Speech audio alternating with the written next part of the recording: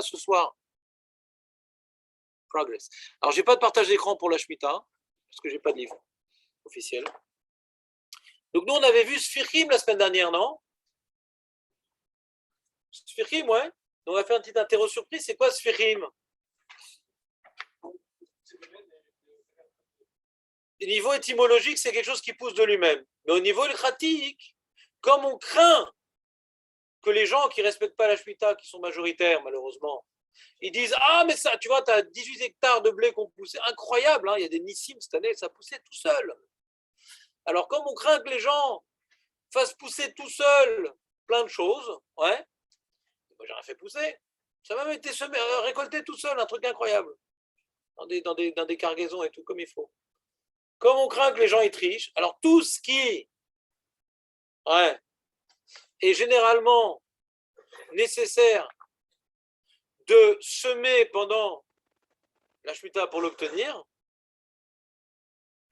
a le même statut et s'appelle Sfirim, qui revient à dire interdit à la consommation. Par contre, les fruits de l'arbre, on ne plante pas des arbres chaque année, puisque de toute façon, quand on plante cette année-là, ça ne sert à rien, parce qu'il faudra 33 ans. Les fruits de l'arbre, c'est des choses qui sont déjà là, et que je n'ai pas besoin de faire de mélachot à sourot pour obtenir les fruits, donc il n'y a pas de sfirim sur les fruits de l'arbre. C'est permis.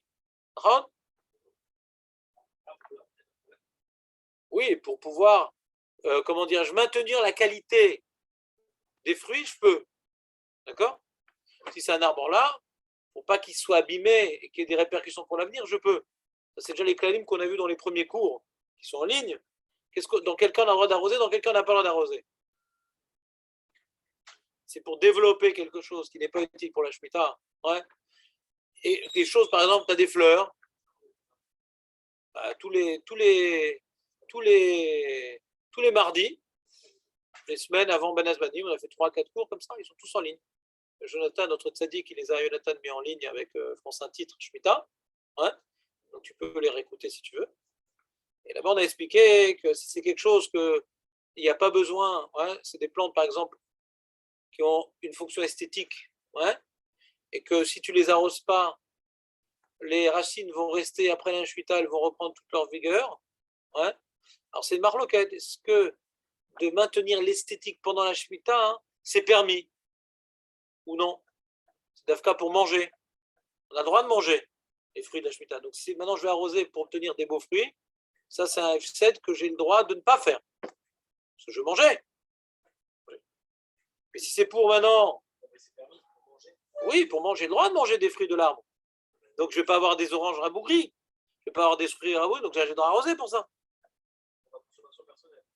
Ouais, consommation de moi, des autres, c'est FKR, quoi. Pour qu'il y ait des fruits pendant la Shemitah, j'ai le droit. Mais si c'est un truc maintenant qui n'est pas mangeable, qui n'est pas truc, etc., que si j'arrose pas, je pourrais ne pas l'abîmer et revenir à l'état initial après la Shemitah. Ouais. Donc c'est pas de melacha mouteret. On a parlé de ça dans le détail, je ne vais pas reprendre. Maintenant, donc sfirim, donc on a les fruits de l'arbre, il n'y a pas sfirim. Les légumes, ah oui, sfirim. On a fait une distinction entre les légumes et les céréales et les légumineuses.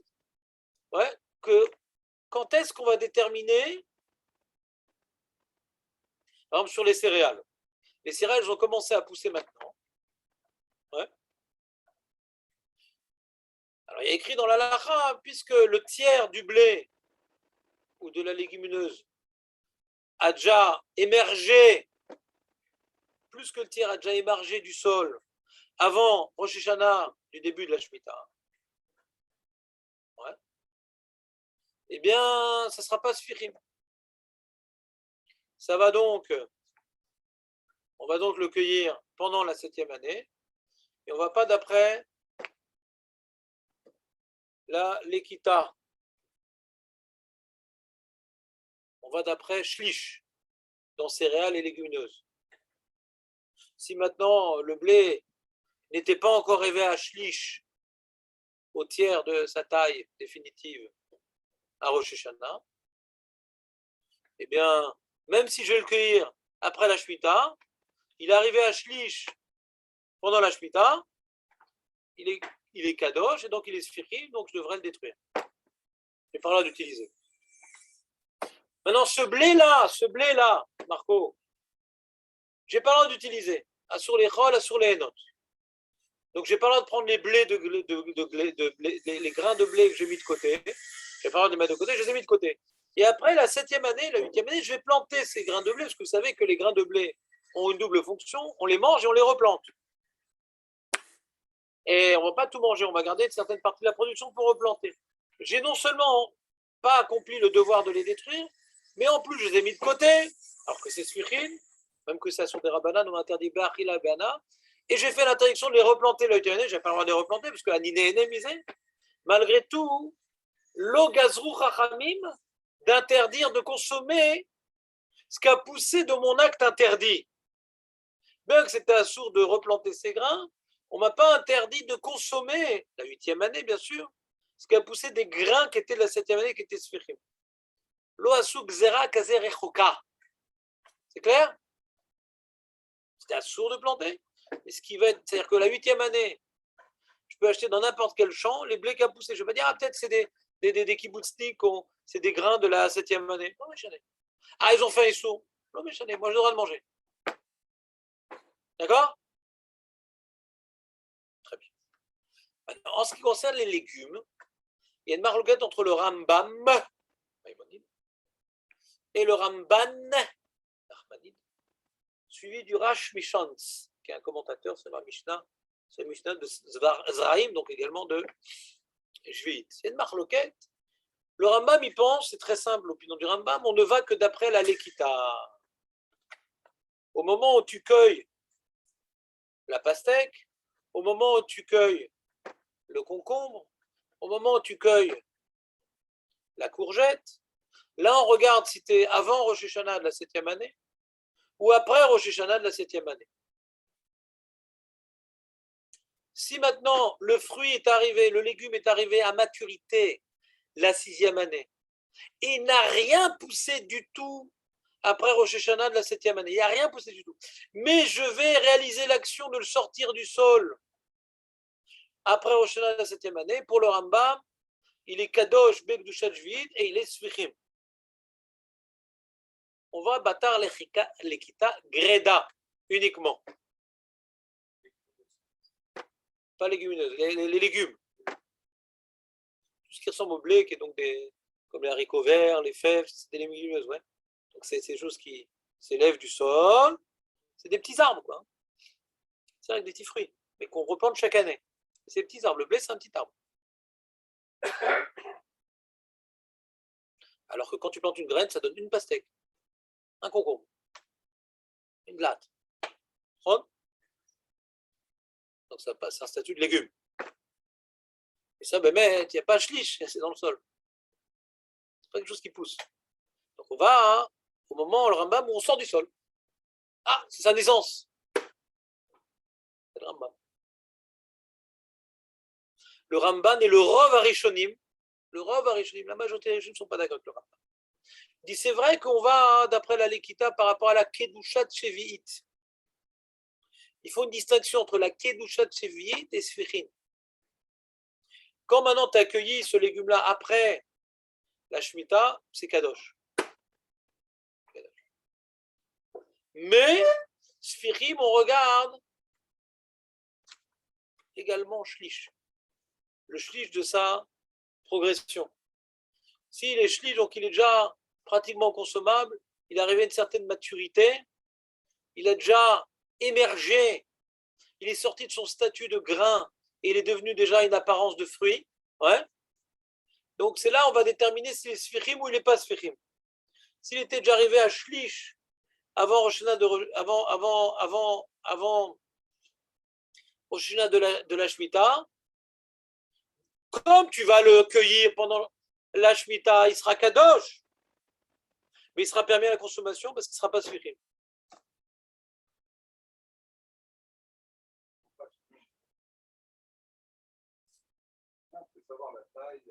Toi, tu sais pas, toi, tu sais pas.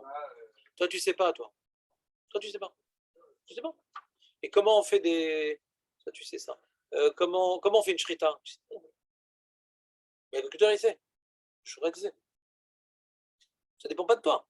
C'est que le Bedin, quand maintenant il va marquer les ptakim sur les légumes, où il va imposer de jeter des légumes, c'est ses paramètres qu'il va respecter, mais pas toi. C'est toi qui as cueilli les concombres dans les champs? Je parle des bases de la Lara, mais ça ne concerne pas maintenant ton vécu personnel. Toi, tu sais pas, mais l'agriculteur, il sait. C'est quoi schlich? Il le sait. C'est quoi bon, schlich, en général, ça revient à dire que le légume a pris sa forme définitive, mais maintenant, il va grossir. Il ressemble à ce qu'il va être, schlich. Ouais. Et maintenant, ses proportions vont changer. Mais il a déjà maintenant obtenu son apparence définitive qui va juste maintenant prendre de l'ampleur. C'est plus un embryon.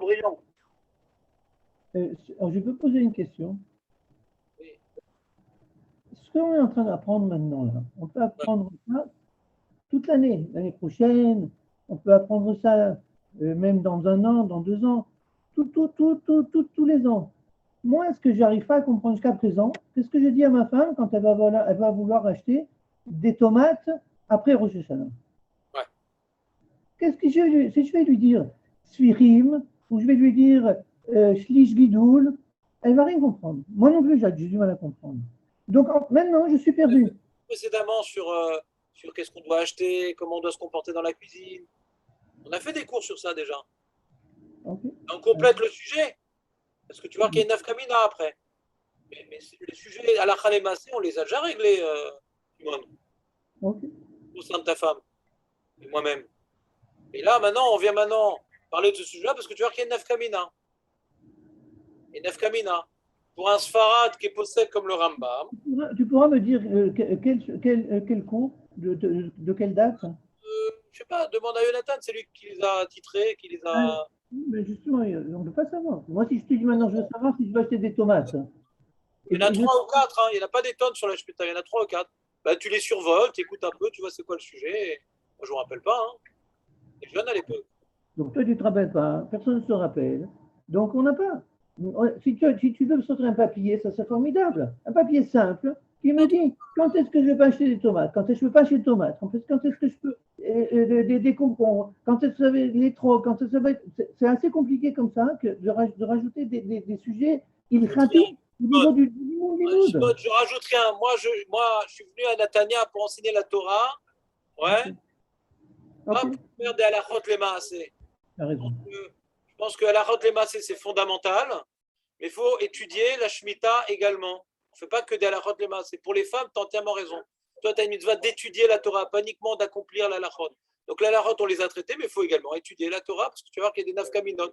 Et je pense que Julien et Jérémy, les camarades, ils profitent de ces définitions-là parce que quand on étudie la Torah et qu'on va aborder dans les Gemarot ou dans d'autres halachot ce genre de définition dans Zraïm, il est bien de s'instruire pour avoir des connaissances générales pour aborder tous les sujets de la Torah. Il ne faut pas juste savoir halakha les massé comment je fais dans ma cuisine. On Okay, étudie. alors je poserai la question à Julien et sur le WhatsApp pour qu'il m'aide à savoir, puisqu'ils ont suivi les cours, ils ont bien tout compris et tout. Ils pourront me dire, la khalema, c'est qu'est-ce qu'on fait, quand est-ce qu'on fait, quand oui, quand non. Et qu'est-ce qu'il faut prendre, et comment il faut se conduire. Parce que ça, c'est le plus important en fin de compte. Tu prends 3 heures, t'écoutes tout, et ça y est, tu l'as. Pourquoi tu leur demandes à eux? Non, moi je dis que j'ai suivi les cours, mais je sens la langue tendue, quoi. Bon, bah, je ne suis pas pertinent dans mon enseignement, hein, c'est pas de ta faute. Non, j'ai pas dit. Non, c'est pas clair, j'ai fait la route les massés. Et j'ai fait la roverette à la les massés. Si maintenant, je n'ai pas été clair. Alors, ou la roverette, elle n'est pas bien faite, ou moi, je n'ai pas été clair. C'est exactement ça. La roverette, elle est pas. La roverette, elle fait exactement comme tu dis. C'est-à-dire, on apprend le sujet même. Le sujet même, c'est pour l'agriculteur. Moi, en tant que consommateur, je suis perdu. Je dis la vérité, je suis perdu. Et je suis des cours, j'essaie de lire un petit peu à droite, un petit peu à droite. Je suis perdu. J'ai dit à ma femme, mais je comprends pas, là, on est Shabbat. Dans 2 semaines. J'ai compris ta remarque, Simon. Merci. Merci de ta remarque. Je me suis trompé j'avais un doute, je me suis trompé. Dans les légumes, c'est pas shlish. Dans les légumes, c'est pas shlish. C'est dès que ça commençait, il y a déjà 3 jours que c'était mis en terre, ça commençait à pousser les légumes avant Rosh Hashanah, ouais, après la majorité des Rishonim, et que ça commençait il dit comme ça, qui ont été semés au moins 3 jours avant Rosh Hashanah. Tout ce qui a été semé 3 jours avant Rosh Hashanah, ouais, tout ce qui a été semé, d'après la majorité des régions, tout ce qui a été semé 3 jours avant Rosh Hashanah, il n'y a pas Sfichim, il y a Kedushat Jvit parce que je vais les récolter pendant la Shemitah. Mais il n'y a pas Sfichim. Donc c'est quoi la Nafka Mina pour toutes nos femmes? Ouais, 3 jours avant Rosh Hashanah, j'ai mis en terre des graines de pastèque. C'est pas Sfichim d'après le Ramban. Bien que je vais le récolter pendant la Shemitah, ça va être Kadosh, mais mais c'est pas Sfichim. Pour le Rambam, les deux halachot sont liés. Si c'est Kadosh, c'est Sfichim. Pour le Ramban, il y a une distinction entre ces deux points. Très bien. Maintenant, si c'est moins de 3 jours, il n'y a pas eu de Klita. Donc c'est comme si qu'il était dans une boîte et qu'il va être mis en terre plus tard. Il y a 3 jours pour qu'il y ait une fusion entre le grain et la terre. 3 jours. La Klita. 3 jours. Voilà. Une osmose. Hein? Si on quoi? C'est planté pendant la Shemitah. Il n'y a pas de question là. C'est d'après tout le monde que c'est Sfirin. Oui, c'est assourd. Et si tu l'as fait, c'est Sfirin. Il n'y a pas de question sur ça. Quand tu as semé, pendant la Shemitah, c'est sûr que c'est Sfirin. Tu l'as fait 2 semaines avant Rosh Hashanah, qu'est-ce qui se passe? 2 semaines avant Rosh Hashanah, c'est marqué Rambam et les Rishonim. D'après le Rambam, on va d'après la Lekita, donc ça ne change rien quand est-ce que tu as planté, on regarde uniquement quand est-ce que tu viens cueillir. Ouais. Et d'après les autres Rishonim, on regarde, ouais, est-ce qu'il y a déjà eu 3 jours qui sont écoulés avant Rosh Hashanah?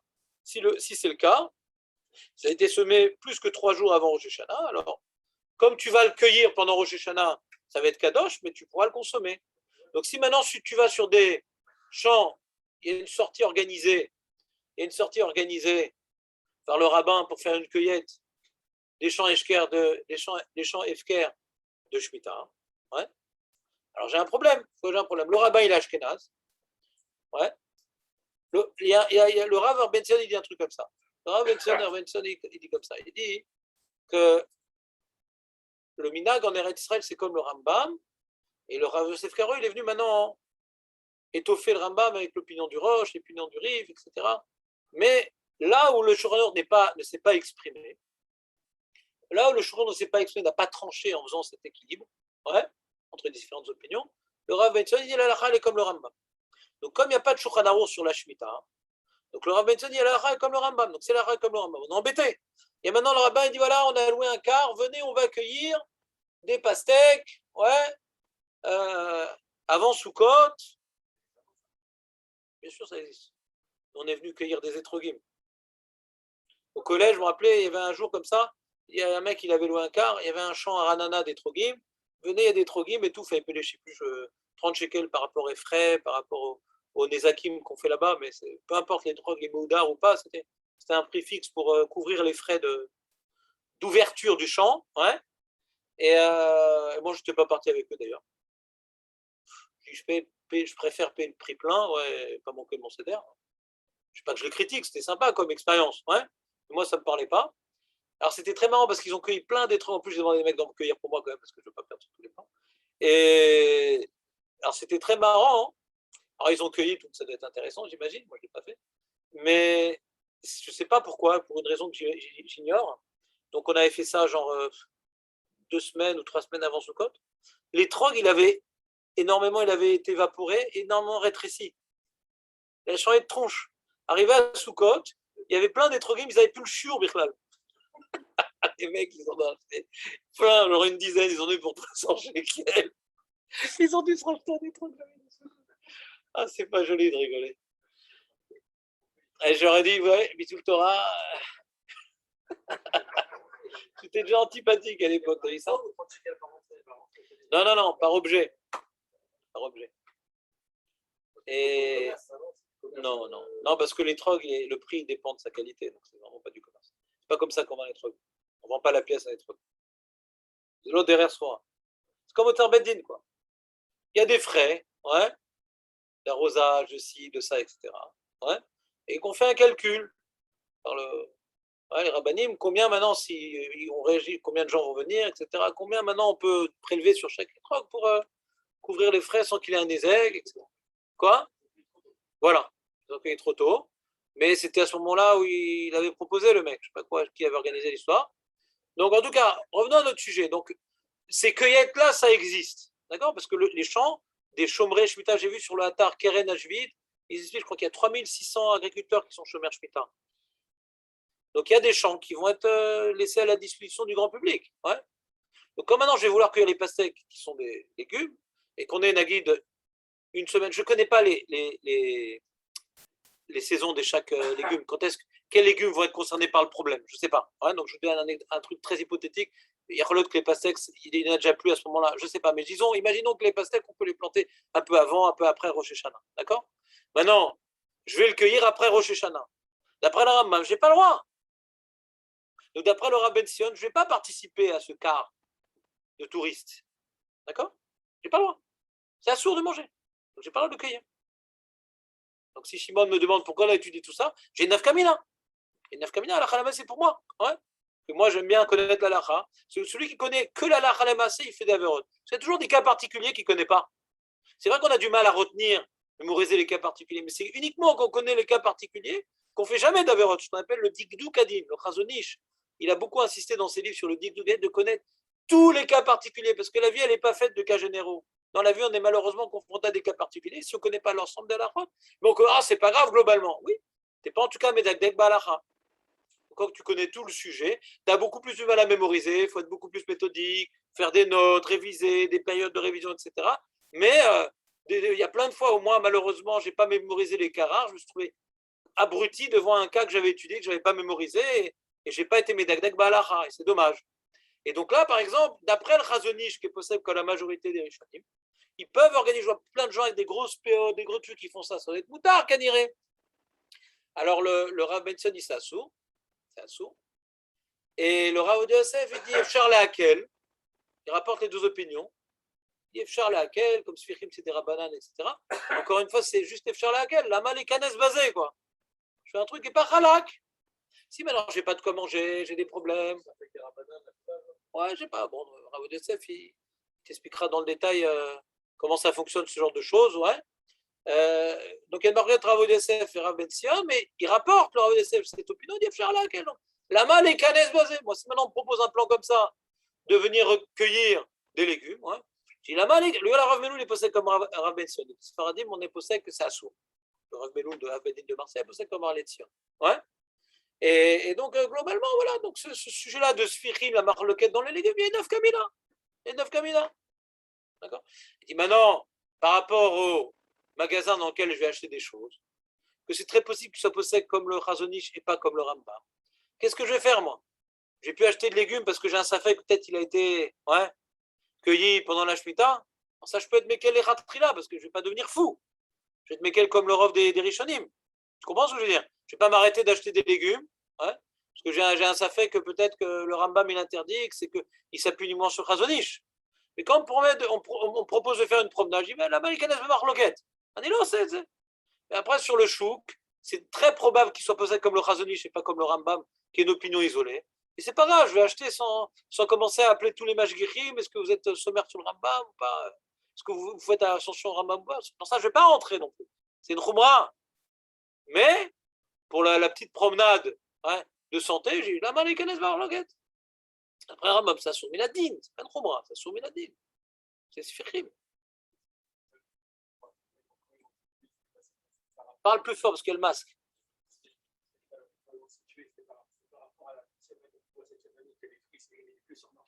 Toujours cette année. Ça peut être la 8e année. Sfichim, d'après le Ramban. D'après le Ramban, si le fruit il est arrivé à maturité la 7e année, même 8e année, les Sfichim. J'en fous. Si le fruit il a été planté la 7e année, même tu vas le cueillir la 8e année. Alors, c'est ça, qu'est-ce qu'il dit le Rambam dans ça? Il y a 3 jours avant la fin de la 7e année. Non, attends. Selon, il y a 3 jours de.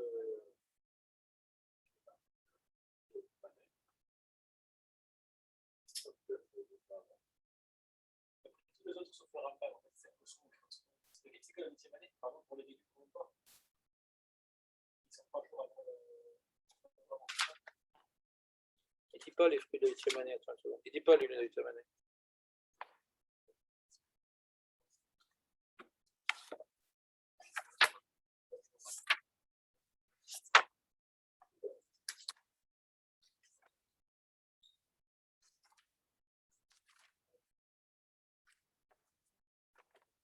Tu dis, Julien, tu as une réponse ou tu as une question?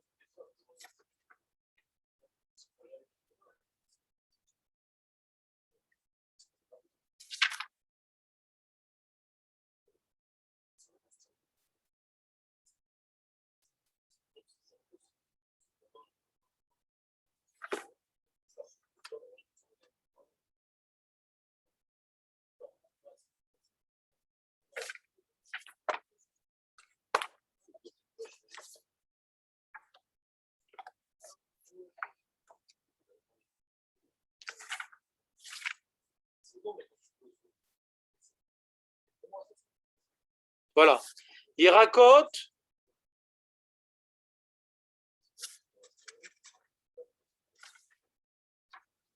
Ça t'intéresse, Julien, la réponse ou pas? Ça t'intéresse ou pas? C'était juste pour poser la question. Ouais? Non, je t'embête. Irakot chez Trilou Litzmoar Beshmita. Ou Mamshichim Ligdol Bemotse Shmita. Il continue à pousser. Son milieu. Aream Asurim Beisur Sfichim Ache Gazman Shichilim Ligdol Irakot Kemotam Mizria. Ah. Et ici un marétaïn, ici, il parle d'un marétaïn. Que Sfichim, on a dit, c'est à cause des gens qui vont dire qu'on ne l'a pas planté, etc. Ouais. On parle des gens, hein. À cause des gens qui vont mentir et qui vont dire ça a poussé tout seul, tout ce qui est susceptible d'avoir été planté pendant la Shemitah, ou d'être cueilli pendant la Shemitah, ça dépend de chaque opinion, alors sur ça on interdit. Si maintenant, moi c'est un truc que j'ai planté après la Shemitah, mais la majorité de la production a été plantée avant la Shemitah. Donc encore je peux dire que j'ai planté après la Shemitah, alors qu'en réalité c'est pas vrai. J'ai le même problème de Sfirim. Comprenez ou pas? Il dit Azman, tous les légumes restent Sfirim jusqu'au moment, pas où mon acte, on parle du moment général de cette production. D'arriver à des légumes de cette taille-là, ouais, qui ont globalement été ensemencés après la Shemitah. Alors là, il n'y a plus la Xérat Sfirim. Si un fruit met 3 mois pour pousser, seulement 3 mois après, 3 mois après la fin de la Shemitah, on pourra. Ouais. Bon, c'est pas un fruit, là, c'est un légume. Ça m'étonne des légumes qui mettent 3 mois, mais bon, hypothétiquement, un légume, ça met 3 mois, tu dis? Ouais, je sais pas. C'est possible, je sais pas, je connais pas. Peut-être les pastèques, ça met 3 mois, c'est très gros. Un odeur. C'est une bonne question, on n'a pas cette connaissance. Alors il dit, c'est quoi? Oat Hanouka. Il dit Hanouka, c'est bon, il n'y a aucune espèce qui débarque. Quand tu arrives à Hanouka, tout ce que tu vas récolter à Hanouka, donc là c'est moins de 3 mois. Hein. Parce que tu as donc Tishrei Cheshvan. Ouais.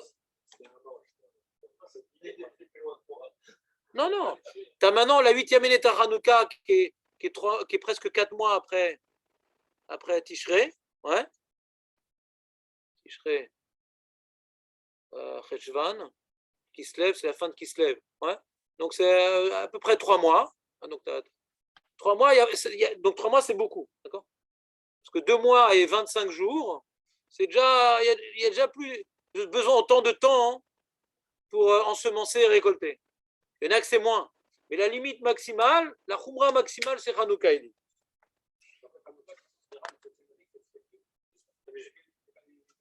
Après Hanouka, tu peux tout récolter parce que c'est sûr que ça a été ensemencé après Rosh Hashanah. 7e année bah, tout ce que tu viens récolter à 7e année, c'est Sfirim, je comprends pas. Ah, tu dis d'après les Rishonim? Ouais. Pourquoi Hanouka? Là, non, c'est notre définition qu'on a donnée là-bas. La définition qu'on a donnée là-bas, c'est que tant que ça a poussé, ouais, tant que c'est une espèce qu'il est possible d'avoir ensemencé, voilà, avant Rosh Hashanah, ouais, donc c'est possible de l'avoir ensemencé avant Rosh Hashanah, même que ce soit indigne de Gdushat Jvit, ce qu'on va d'après la Lekita, mais on ne va pas l'interdire parce que c'est des espèces qu'on n'a pas besoin de mentir, on n'a pas besoin de tricher pour les obtenir. Un juif, il triche quand il n'a pas le choix. Parce qu'il a besoin de de travailler. Mais les choses qu'on peut faire avant, on n'a pas de raison de dire qu'il a planté d'Afka après.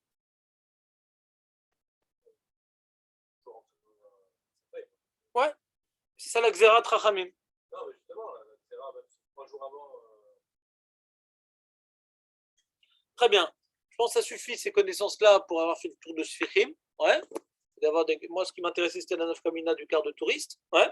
Donc, si maintenant on se trouve, on fait une petite sortie, la 8e année, le mec il est en retard, il n'a pas regardé son calendrier, il pensait qu'on était encore. Il dit, mais attends, qu'est-ce que tu veux faire là où tu vas aller là, on est à la 8e année.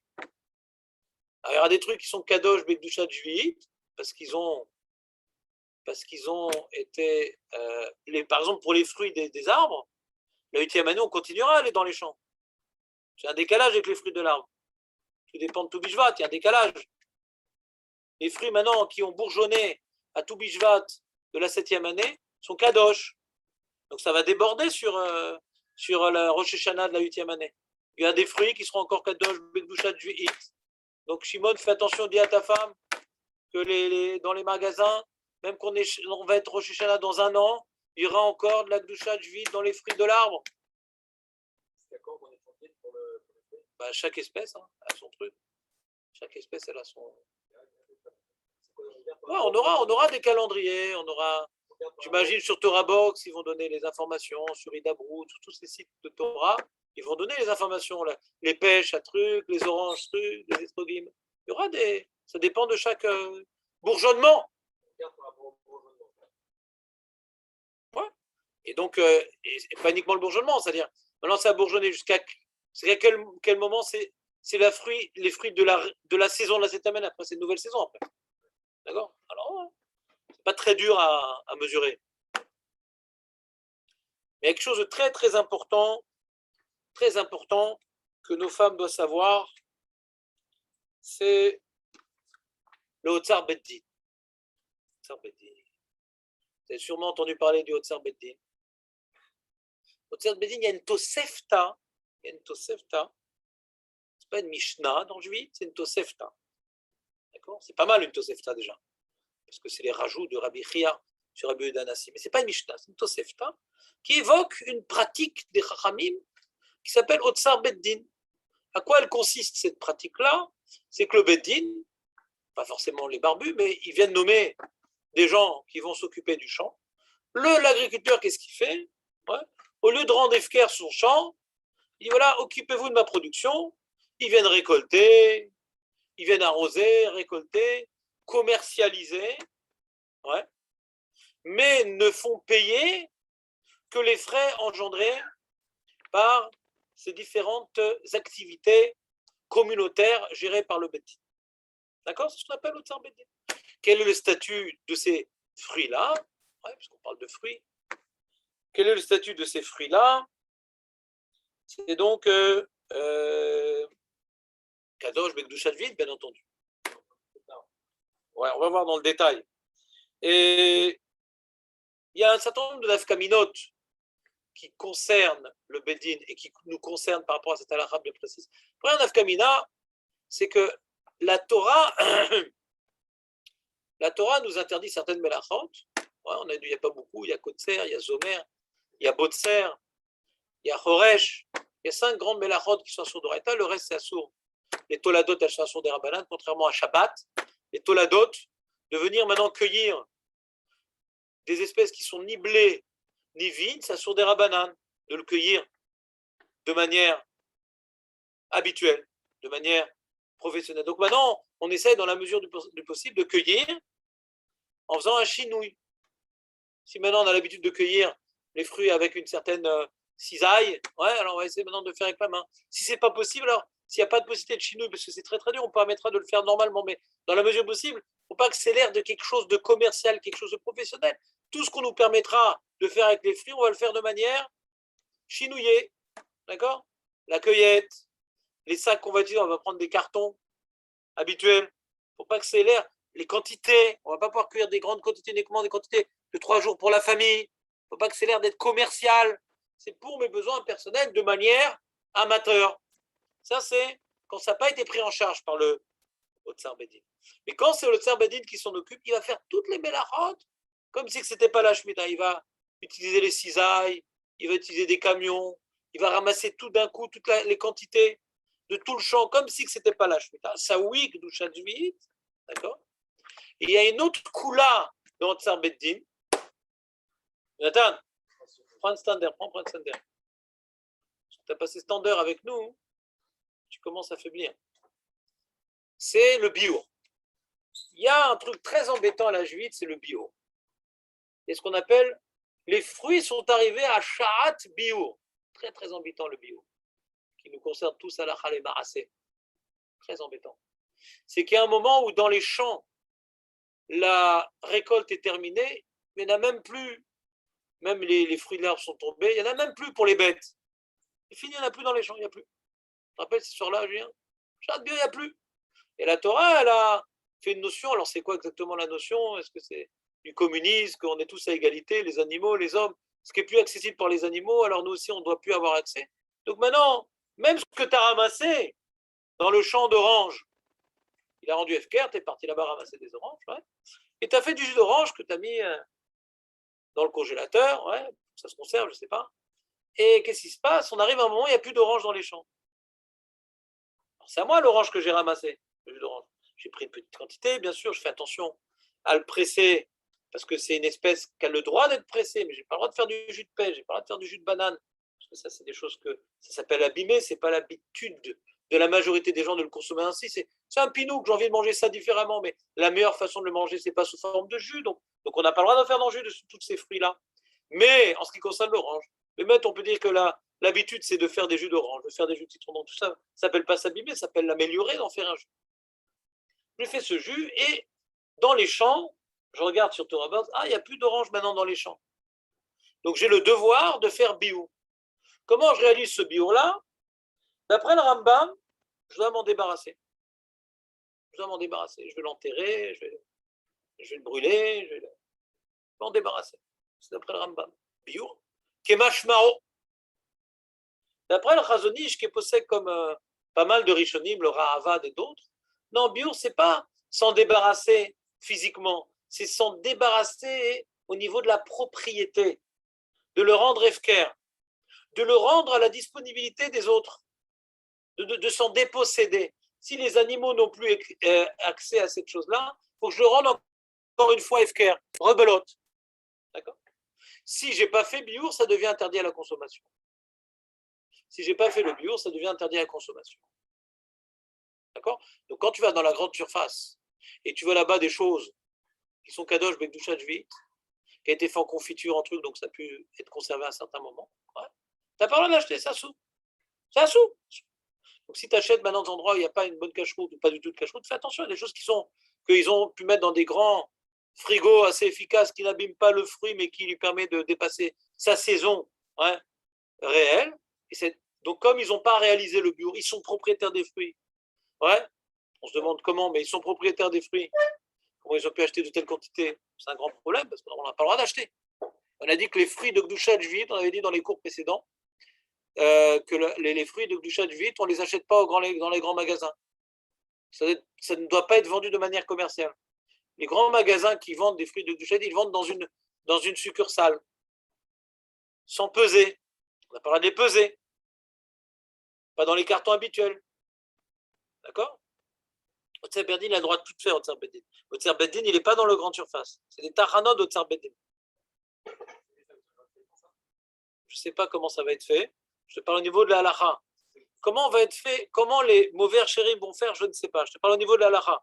Au niveau de la halacha, ouais, Otsar Beddin, il y a des tachanot de Abnebrak, on a des tachanot d'Otsar Beddin qui étaient de Rav Nissim Karelitz, ouais, Zichrono Livracha, qui était là il y a 7 ans, qui n'y est plus aujourd'hui.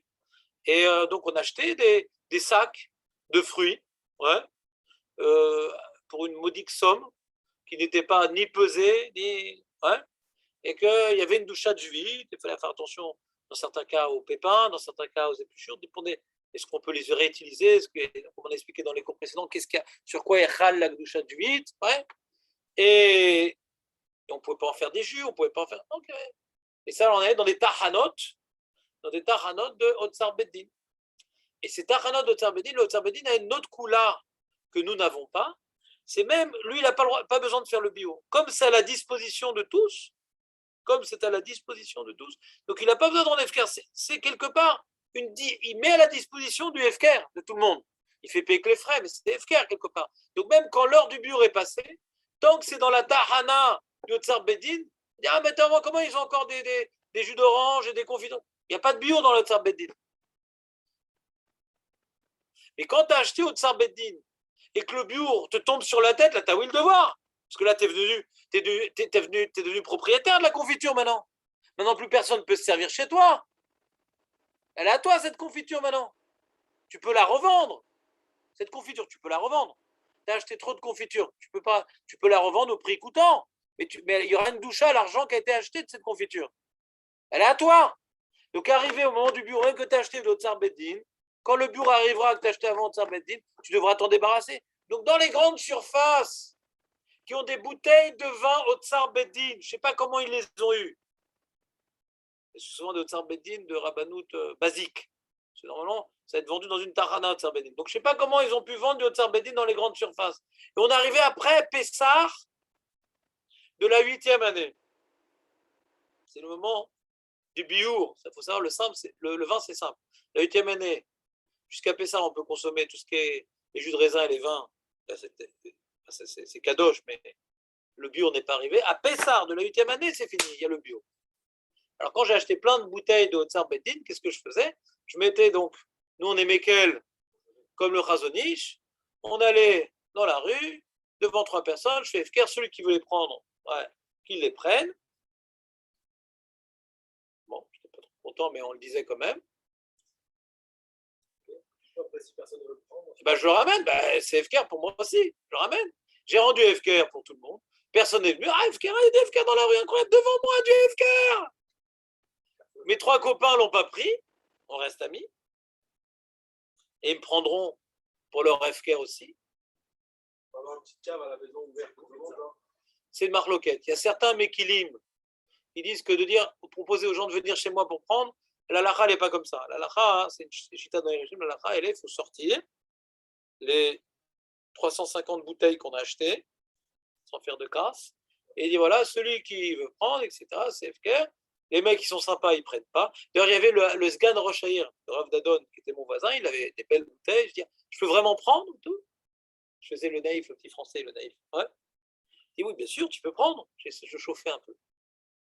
Bon, après, il m'a pas fait de réduction pour l'ordonnance, mais tant pis pour moi. Ouais. Et donc, genre, je prenais, il ne bronchait pas et tout. Non, c'est pas du bon vin, non, beau bassin, allez, on va mettre. Antipathique jusqu'au bout. Et bon, on rigole un peu, il est sympa le mec. Et donc, il n'a pas bronché, quoi. Si tu as un Darka qui se ramène, ouais, alors il y a des scanners à Darka au moment du bureau, on les isole, les mecs, parce qu'on n'a pas fait taper, on reste entre nous quand même. Ouais. Mais s'il y a un Darka qui se ramène, c'est un vrai FKR, quoi. Tu vas lui casser le bras au mec. Pour d'autres raisons peut-être, mais pas pour celle-là. Ils peuvent le prendre. Alpidine, tout ce qui est possible, ça, tu te connais très bien, Julien, tu as étudié un petit peu. Tant qu'il y a une chaloute de din, c'est une chaloute, c'est fini, c'est FKR, parce qu'ils peuvent le prendre et je ne peux pas m'opposer. Ça suffit, c'est masbik. En termes de din, j'ai fait FKR. Que même maintenant ils sont sympas, ils me laissent moi prendre plus qu'un autre. Quand il y a 3 pauvres qui se retrouvent devant un truc FKR, je peux être sympa, leur laisser prendre, mais ça reste FKR, parce qu'Alpidine, ils ont toute la permission de le prendre. Aucun problème. Moutard, c'est l'Ocheli. Mash anilo achol le hakev, c'est voir l'Ocheli. Quoi? Bon, ce sera mon ami, Bémet. Je referai le même coup, mais ce sera mon ami. Le méchané, ça a l'air. Moutard la karat. Mitzad mamonit. Ouais, en nafkamina s'il le prend. Non, mais tu peux les laisser travailler. Tu peux les laisser travailler, ces vins-là. Parce que des fois, ils n'ont mis aucun produit, aucun truc. Ils sont. Pour la Shemitah, je me rappelle les vins les jus de raisin de Carmel Mizrahi de la Shemitah, ils étaient fluorescents. C'était pas la même couleur que. S'ils n'ont pas le droit de mettre de l'eau, c'est mes calculs. Aucun ajout de rien. C'est mes calculs. Les ajouts, ça dénature le vin. Ah, c'était des trucs de folie. Le jus de raisin, il avait un goût. Un truc de folie. Une fois qu'on a fait le bio, le FKR, qu'on reprend à la maison, ça, il n'y a plus de FKR. Le problème qu'on a, hein, c'est qu'aujourd'hui, tu as des régions en Israël où ça ne finit pas au même moment. Donc dès qu'il y a une région où il n'y en a plus dans les champs, tu dois commencer le bio. Mais là-bas, c'est dans une semaine. Là-bas, c'est dans une semaine. Donc eux, le bio il n'est pas encore ral ton bio parce qu'il n'a pas encore commencé. C'est le moment du bio qu'on doit faire ce bio-là. Pas avant ça ne marche pas. Et après, c'est trop tard. Enfin, il y a une zone, il y a une période où on te laisse le temps. Alors à cause de ça, hein, alors comment on fait? Il faudrait refaire, il faudra faire le bio tous les jours pour couvrir toutes les différentes régions d'Israël. C'est très embêtant. Alors qu'est-ce qu'il y a comme technique? Il y a une technique très sympatoche. C'est qu'on s'appuie sur les méquilim en disant voilà, je sors là-bas et je fais le bio. Par rapport à la première région, je dis voilà, je fais bio. Et pour toutes les autres périodes de bio, je laisse efker, ouais, mon vin, qu'on puisse venir à la maison, jusqu'à ce que toutes les périodes de bio se soient écoulées. C'est pas j'ai fini, après je rentre chez moi dégagé. C'est une bonne question, je ne sais pas comment ça marche. Pourquoi on regarde sur la globalité des régions, je ne sais pas. Comme ça, c'est écrit dans la RAM, mais c'est une bonne question ce que tu demandes. Comme ça, il te dit, si le moment du bur est passé, et qu'on n'a pas éliminé les fruits, ils deviennent interdits à la consommation. Dans ce cas, on ne peut plus se contenter. Dans ce cas, on ne peut plus se contenter de les rendre disponibles pour les éliminer. Il faut alors les détruire en les brûlant et les enterrant ou autre. Et ce même d'après le premier avis, c'était plus haut. Même d'après le Chazon Ish qui permet de rendre esquerre et de reprendre, c'est quand tu as fait le bur au bon moment. Mais quand tu as dépassé la période de bur d'après tout le monde et que tu ne l'as pas fait, ça rend interdit le produit. D'où le problème des bouteilles que tu trouves de Gdushat Vit, de certaines rabbanoutes, ouais. Tu n'as ni Badas, ni Ravlando, ni Chéri de bouteilles comme ça, mais tu trouveras des bouteilles comme ça après le moment du bio. Des fois, tu dis, ah sympa, j'ai trouvé un vin de folie furieuse, super bonne qualité, collection, nanana, pas cher du tout, je n'ai pas compris. Plusieurs fois, les Talmidim m'ont offert des bouteilles de vin comme ça. Bouteilles de vin, j'ai dit, attends, mais il était pas tellement cher ce vin de grande qualité. Puis comment vous savez, Rav? C'est un peu gênant, ouais. Bah parce qu'il est ou bien Eter Mechira, ou bien il est au Tsar Beddin, on est bien après le. Alors dans Eter Mechira, hein, il y a plusieurs problèmes, mais c'est une grande coula Eter Mechira pour les agriculteurs, mais d'après beaucoup de chitotes, même si tu permets de vendre, il y a encore un autre problème, c'est Kadosh Bekdusha Shvit. Il y a encore une coula de Rav de Sèvres qu'on peut être, mais qu'elle dit que c'est pas Kadosh, ça appartient au Goy, etc. Mais d'après beaucoup de chitotes, même si c'est Chal, c'est Mechira, encore Kadosh, donc il y a encore le problème de Biour. Donc même si tu es Mekel de prendre des terres Mechira, fais attention au bur quand même. Tu as deux raisons de faire attention au bur. C'est-à-dire l'autre, c'est pas Chal, cette vente, donc c'est Mamash. C'est Mamash, un terrain d'un juif. C'est Mamash le terrain d'un juif parce que c'est pas Chal, parce que c'est fictif comme vente. Parce que c'est toi qui restes là-bas, qui travaille là-bas. Et si l'arabe, contrairement au Hametz, si l'arabe il veut garder le Hametz, si l'arabe dit voilà, je t'achète tout le whisky, il n'y a pas de problème, tu veux le garder, je ne peux pas te le reprendre. Il y a une carence de whisky dans le monde. Et l'arabe, il dit après Pessar, ben je le garde. Très bien, et dans le contrat marqué, tu le gardes, mais tu me payes. Parce que le contrat, c'est il garde, mais il paye aussi. D'accord? Là, pour l'instant, il ne paye pas. Hein, parce c'est une vente avec un crédit. D'accord? Et après Pessar, s'il veut garder, on ne peut pas. Il dit maintenant, le prix du whisky a, comment dirais-je, explosé. Je ne peux pas reprendre le whisky. S'il veut le garder et le vendre, j'ai l'obligation. Et c'est valable. On n'a pas le droit de s'opposer. Mais là, s'il dit je garde ta terre, et l'idée, c'est comme quel rapport? Je ne vais pas laisser ma terre, on n'a pas le droit de laisser la terre au goy. Donc, c'est pour ça que la majorité des poskim dit que ce n'est pas valable le terme Mechira. Ce n'est pas qu'on parle du tout à Mechira Trametz. Déjà, il y a un issour de vendre temporairement la terre à un arabe. Même louer, c'est un problème. Mais même maintenant, si tu dis on a le droit de faire ce issour pour permettre aux agriculteurs, etc. D'accord, mais est-ce que c'est Chal, Bichlal, cette vente-là? Puisque s'ils voulaient là, comment dirais-je, la confirmer, tu t'y opposerais. Même pendant la Shemitah, tu t'y opposerais. Tu dis voilà, dégage, je vais utiliser ce champ-là pendant la Shemitah. C'est logique quand tu as travaillé dessus. Même pendant la Shemitah, tu t'opposes qu'il l'utilise. Même pendant l'année, tu ne veux pas qu'il utilise ce champ. Donc c'est une très grande couleur.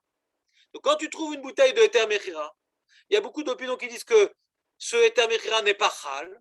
Et donc c'est Mamash Bekdusha Shvit. Et après le bio, donc c'est un saut.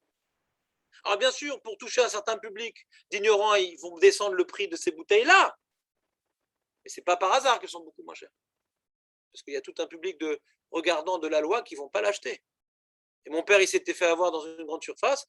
Alors, en bas de son immeuble, il y a certaines bouteilles qui doivent avoir pris beaucoup de valeur, pour ceux qui sont méquels, parce qu'on les a enterrées. Elles ont déjà plus de 7 ans d'âge. Ils sont gardés bien au frais dans la terre de Jérusalem.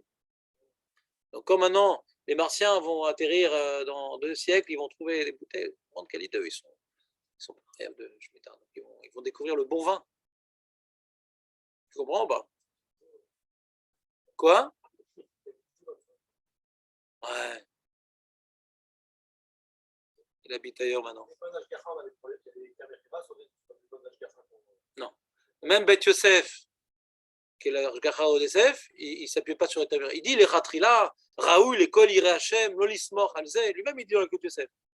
Donc c'est une koula, les Tzorech Haïnian, mais c'est pas pour qu'un bon juif il mette ça dans sa cuisine.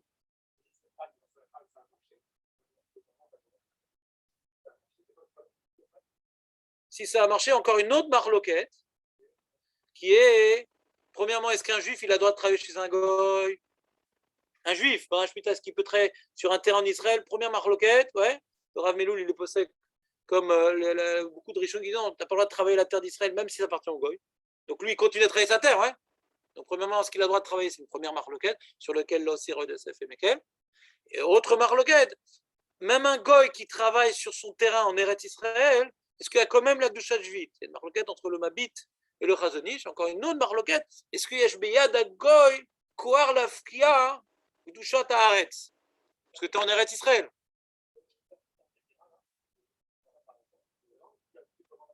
Si?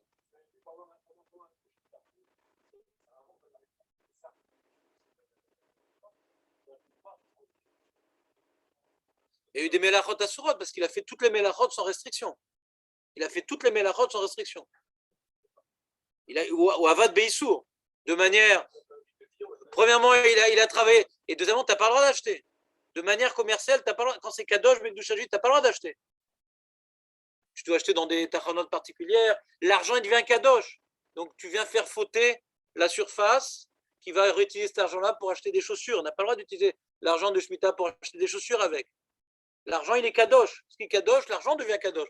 Donc, quelqu'un qui est Chachoud à la juillet, ou qui ne connaît pas la juillet, tu n'as pas le droit d'acheter de lui des produits de juillet de peur qu'il utilise mal l'argent. Tu n'as pas le droit. Donc, tu as plein de problèmes qui sont liés à Eter Mechira. Donc, même la lacha de Beth Yosef, du Rav Yosef, ne tolère pas dans leur restaurant Eter Mechira. C'est les loch hachash Eter Mechira. En tant que Rav Arashi et Israël, le Rav Yosef permet à Rabbanut Arashi d'utiliser Eter Mechira. C'est un champ qui utilise Eter Mechira. Il garde son hercher de Rabbanut Arashi. Il n'est pas sorti de la Marechet. Ça permet de garder, ouais, toutes sortes de gens plus ou moins religieux, ouais, qui ne passent pas de l'autre côté de la force, dans le clan des kibbutzniks, etc. Il reste dans la maréchette de Rabbané Tarashut à Israël, puisqu'il a tranché en tant que Rav Arashi que c'est moutard. Maintenant, à titre individuel, il dira oui, l'école Iré Hashem, l'Olachnis. Il y a deux enjeux, quoi. Il y a un enjeu communautaire qui a des répercussions graves sur les décisions de certains agriculteurs qui vont les faire sortir de la maréchette. Ouais. Et après, il y a la halakha. Est-ce que c'est bien d'acheter ça? Et non, oui, l'école Iré Hashem, c'est la première halakha de son chapitre.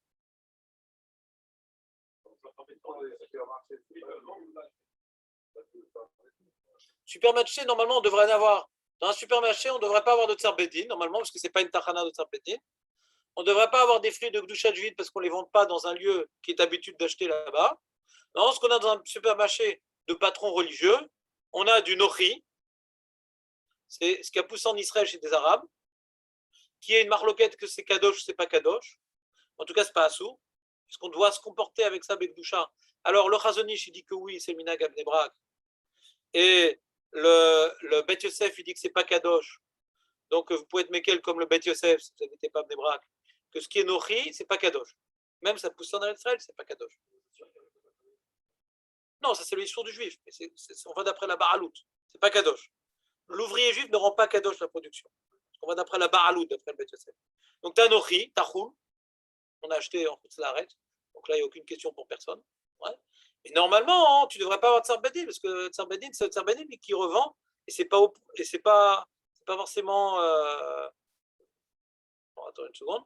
Et tu n'as pas normalement. Alors, les Tamériras, alors après, bien sûr, il y a des supermarchés qui vendent des Tamériras. Ils s'appuient donc sur les terres de Rabot, il y a les Tamériras. Et dans ça, alors, il y en a qui te déconseillent, il y en a qui t'interdisent d'acheter les Tamériras, comme la plupart des Rabbanim Haredi. Il y en a qui te déconseillent comme Roi de Seif. Il y en a qui disent c'est permis, c'est permis. Je ne sais pas ce qui se passe à Osherad. C'est pas qu'un public religieux à Osherad, de toute façon. Ouais. Il faudra voir, je ne sais pas, dis-le.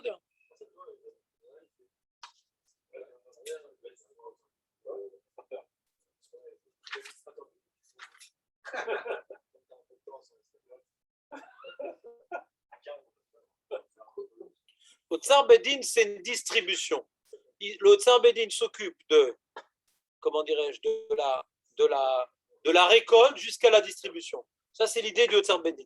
Comme maintenant, tu vas acheter ton Tsar Bedin dans le magasin, il y a un problème, ils ne s'occupent plus de la distribution. Eux, ils s'occupent de pouvoir rendre accessible à tout le monde de manière efficace, sans qu'il y ait une destruction du champ, sans qu'il y ait une perte de produits au milieu. Il permet de rendre possible la redistribution en occasionnant que les frais qui ont participé, qui ont dû être mis en jeu dans cette redistribution. Quand c'est le supermarché qui le revend, on a perdu toute l'idée de l'Otsar Beddin. Parce que sur ça, il a des bénéfices, non pas par rapport aux frais. Il a acheté Kaniré au Tsar Beddin et il revend avec une certaine majoration. Je ne sais pas comment on peut vendre de Tsar Beddin dans des grandes surfaces. Je ne sais pas. Je sais pas de qui les sauts de Tsar Beddin. Je ne sais pas. Je n'ai pas ces connaissances sur le terrain. Mais si on trouve de Tsar Beddin dans le magasin, il faudra se poser la question, mais comment c'est arrivé là-bas et comment le magasin a une marge sur ça? Il faudrait qu'il fasse payer que les frais d'électricité, de maintenance, on n'a aucune marge, quoi. Dans le même esprit que Tsar Beddin. Et c'est pas intéressant pour lui. Il ne fait pas payer que les frais. Il faut qu'il gagne l'argent sur ça. Les supermarchés ne font pas payer que leurs frais, ouais. C'est un problème. C'est plus dans l'esprit de Tsar Beddin. Dans le problème de Tsar Beddin, c'est que le Rambam, dans ses halachot, n'a pas rapporté le. Le Tsar Beddin ne gagne rien. Regarde, quand le Tsar Beddin il a terminé, Julien, quand le Tsar Beddin a terminé sa redistribution, ouais, il a juste donné de l'argent aux frais de l'agriculteur, aux frais de la massaïte et aux frais de la location pour redistribuer. Les gens ne se sont pas mis de l'argent dans la poche. Alors c'est quoi ces frais? Ça peut être aussi 35 shekels de l'heure. Quelqu'un, on va employer des gens pour le faire. D'accord? Mais il n'y a pas ici de plus-value. Le supermarché, il y a oui, ouais, un gain. Après qu'il ait payé les frais de chacun, il s'en met dans la poche. Ça m'étonne. Ça m'étonne, ouais. S'il n'y avait pas de gain, il ne l'aurait pas fait. Ah ouais, peut-être. Mais le problème, c'est que. Il peut vouloir attirer les gens avec ça pour faire du gaz sur autre chose. Aussi, ouais.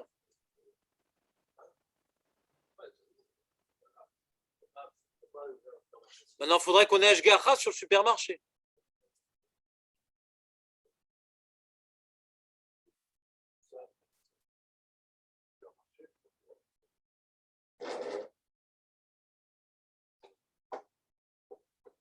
Mais en plus, le problème quand tu as Tsar Beddin, si tu as un petit vin et un grand vin, il ne devrait pas avoir de grande différence de prix. Parce que tu vas arroser la vigne, tu vas vendanger, tu vas presser. Alors quand tu mets dans des fûts en liège ou pas, c'est plus ou moins longtemps, je ne sais pas quoi. Peut-être qu'il y a des petites nuances. Mais ce n'est pas une bouteille à 20 shekels et une bouteille à 100 shekels. Ce n'est pas possible, ça. Ça, quand tu payes 100 shekels, tu payes une chorma. Ouais. Tu ne payes pas les frais. Tu payes un savoir-faire. Ce n'est plus des frais. D'accord? Donc, le problème dans les bouteilles de Tsar Beddin, il y a des différences de prix. Donc, on voit quelque chose qui bloque quelque part. Ouais.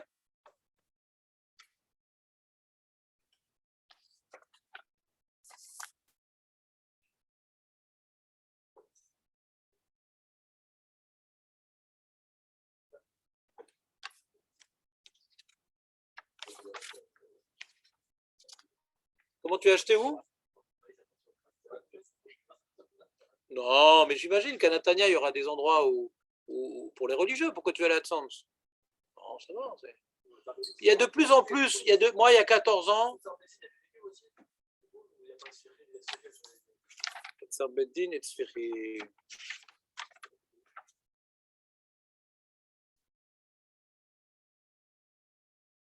C'est ce que je voulais vous dire tout à l'heure.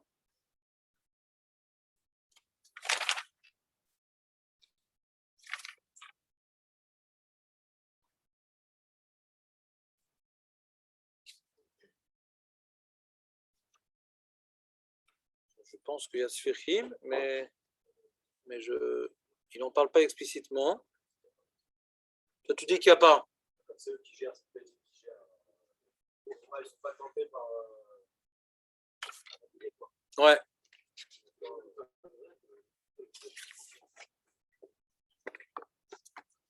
Bonne question. Là, il n'en parle pas explicitement, le Rav Meloul. Voyons voir dans le livre de base. Alors, Sfirim, c'est dans Tetzaïn, je crois. Voyons voir.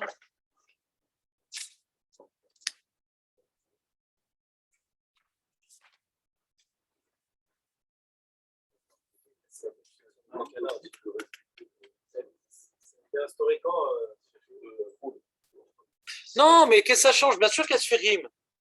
C'est quoi Sfirim? C'est l'agriculteur, c'est pas le Bénit qui vient planter, lui vient récolter. Quoi? Le problème de Sfirim, c'est de faire des Melachot à Sourot. Mais le Méchané, il n'est pas obligé de prendre le Tsar. En fin de compte, j'ai plus besoin de vous. On ne va pas le laisser planter. Rien ne l'oblige de prendre le Tsar Beddin. Ce n'est pas un devoir au Tsar Beddin. C'est une manière de redistribuer ses fruits. C'est une chance qu'on lui donne, au lieu de laisser son champ FKR, on lui donne la possibilité de redistribuer les fruits en évitant les problèmes qu'engendre le fait de laisser son champ FKR.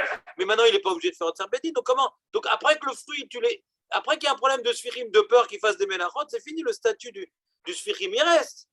Comment tu veux déraciner le Issur Sfirim par Tsar Beddin? Il est déjà là, il y a déjà un statut de Sfirim sur le légume. Ça change quoi après qu'il y a un Tsar Beddin? C'est manière de redistribuer au Tsar Beddin. Ils donnent la gestion du champ aux petits. C'est eux qui vont planter. Non! Récolter jusqu'à distribution. J'ai dit non, ils vont rien planter, c'est la source de Raïta. C'est juste la redistribution. C'est la source de Raïta, ma putain. Eux, en résumé, au lieu de laisser les gens prendre eux-mêmes, le Beddin prend pour eux. Point. Il s'occupe de la récolte pour les autres, c'est tout. C'est sûr qu'il y a Sfirim.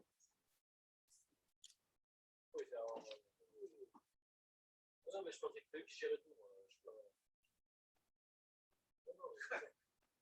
Je pensais que c'est eux qui géraient toute la plantade,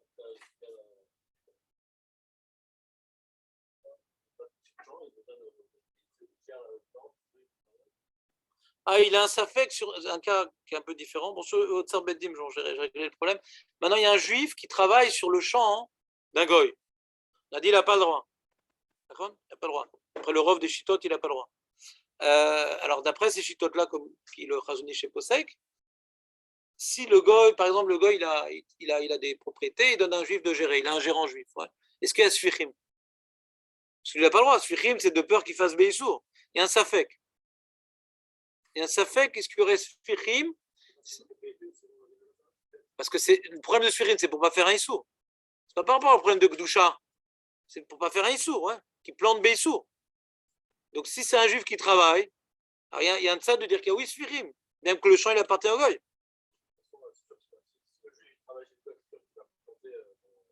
Maintenant, il y a un truc qu'il faut savoir. Quand maintenant il y a des mélachot qui ont été faites Beissour dans la Shemitah de Marloguet Rishonim, est-ce que ça interdit le produit ou pas? Quand tu n'as pas respecté le biour, ça introduit le produit, ça c'est clair. Quand tu n'as pas respecté le biour, il n'y a pas de discussion ça. Quand tu as fait des mélachot à sourot, est-ce que, alors les ratrilas, tu n'as pas le droit, ça peut être même à sourd de raïta, mais est-ce que ça rend à sourd le produit, ouais, qui a été réalisé? On parle des fruits par exemple. Tu as fait des mélachot à sourot sur les fruits, ouais. Est-ce que maintenant, tu as planté des légumes, ouais, sur lesquels il n'y a pas de sfichim, il faut voir comment, c'est un peu compliqué, on va dire, mais sans rentrer dans la takana de sfichim, ouais, tu as fait des mélachot à sourot, est-ce que ça rend assourd la consommation? Alors, ça il marque les trichonim. Est-ce que ça rend assourd entre le Rambam et le Ravad? Et le Chazon Ish et Mekel. Que ça n'interdit pas la production si l'agriculteur a fait au milieu de la production des melachot assourot. Ça n'interdit pas la production. de dépasser le Zman Biour, s'interdit la production. De faire des Melachot Asurot Ben, c'est Marloquet Rishon, le Chazani chez Mekel. D'accord, donc,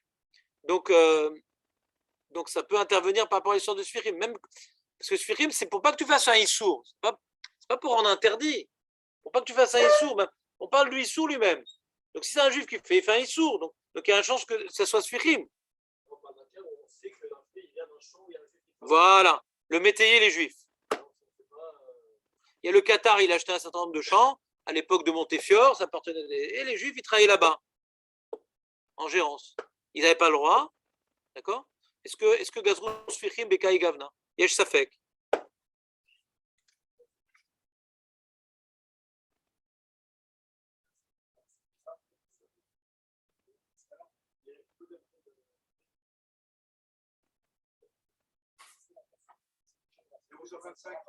Ouais, il faut que j'y aille, faut que j'y aille.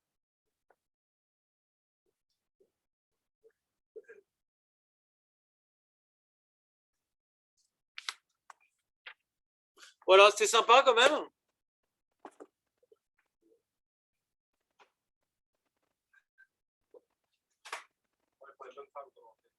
Voilà, on a expliqué.